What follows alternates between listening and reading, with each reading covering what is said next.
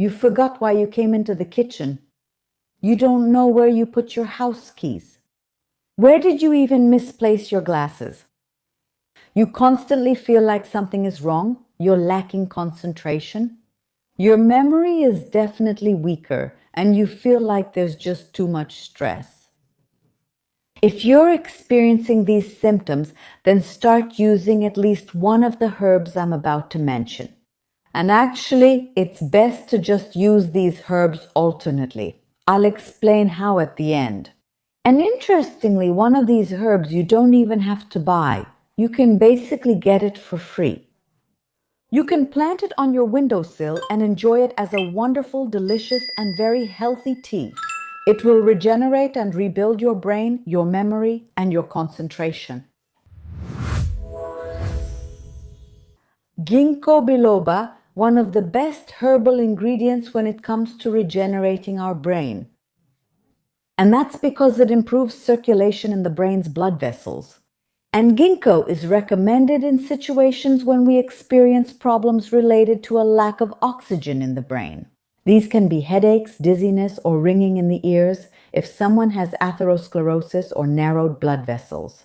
Even if the cause of such changes in the brain is, for example, some pressure in the cervical spine, we still realize that the right amount of oxygen in the blood is not reaching the brain cells, and this needs to be fixed.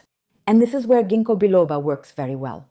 However, imagine that this plant will also work very well for people who have had a stroke.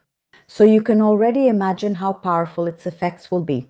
How strongly it affects our brain because it prevents various complications and speeds up recovery.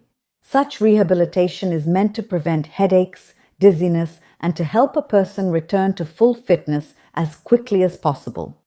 Ginkgo biloba helps protect the mitochondria.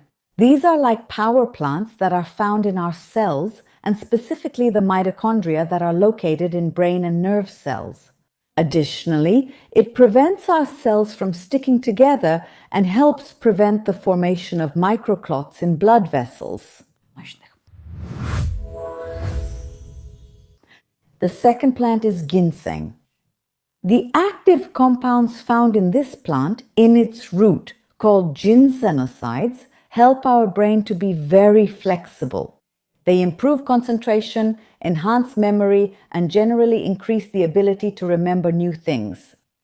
And another very interesting ability of this plant is to improve selective attention. That means there are people who, for example, sit down to work and something starts making noise outside the window. I don't know, maybe the neighbor is mowing the lawn or kids are running around playing ball, and the person hears these sounds and says, "No, this is so distracting, I can't focus."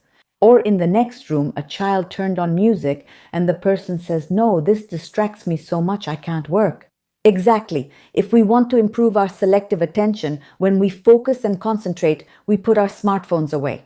And we disconnect, so everything around us doesn't bother us. That's exactly where ginseng can help us very effectively.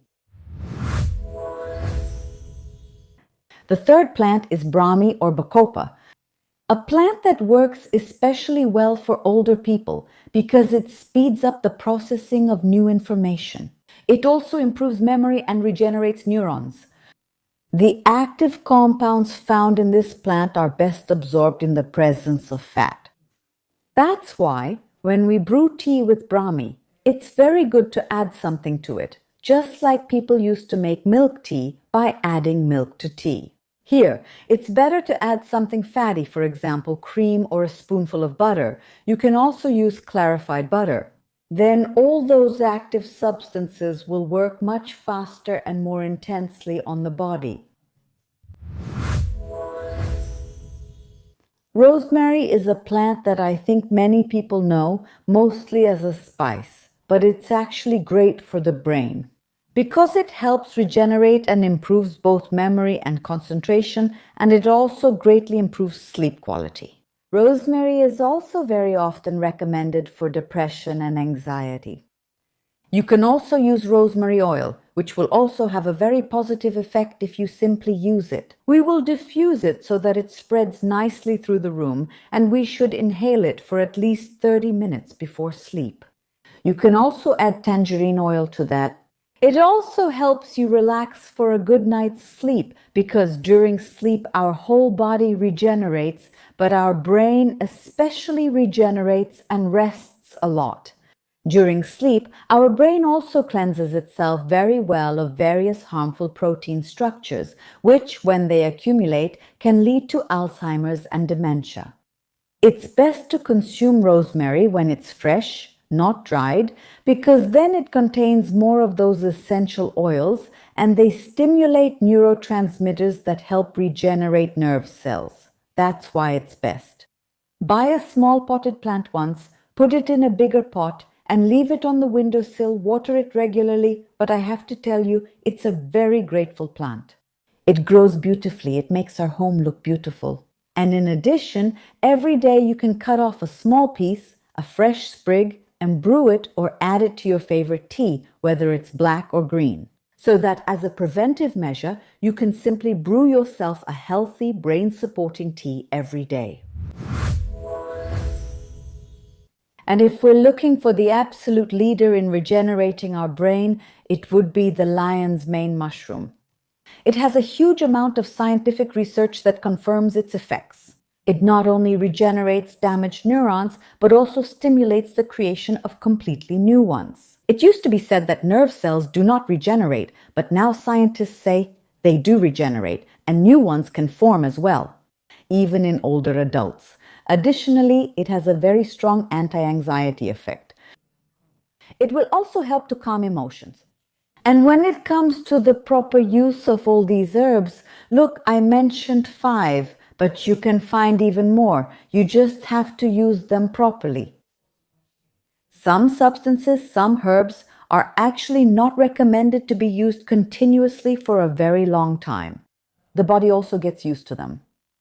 So, for example, cordyceps, which not only stimulates our brain, but also energizes our body a bit. On one hand, it may seem like it stimulates us in a pretty positive way because we have more energy, but when we have more energy, we also have a higher level of cortisol. And many people already have too much cortisol because of constant stress. That's why if we do take it, even if we use cordyceps, we should use it for 3 months and then take at least a 3-month break.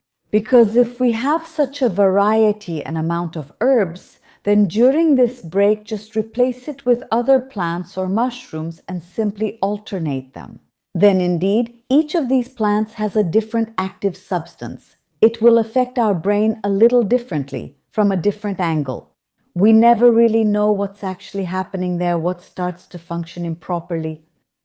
That's why you shouldn't focus on just one plant. Switch them up, use different herbs and aromatherapy oils to support yourself. And if you want to know where you can buy such oils and herbs, I'll share various links with you.